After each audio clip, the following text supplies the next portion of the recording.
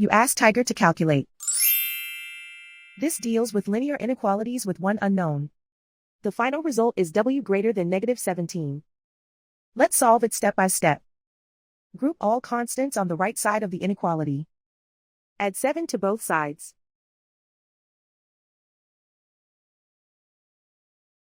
Group like terms.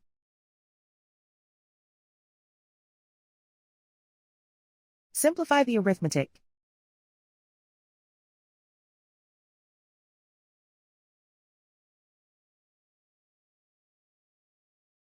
Convert the w into a positive number. Multiply both sides by -1. Whenever you multiply or divide by a negative, reverse the inequality sign.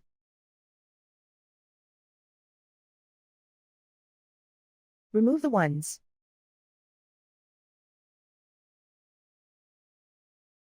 Simplify the arithmetic.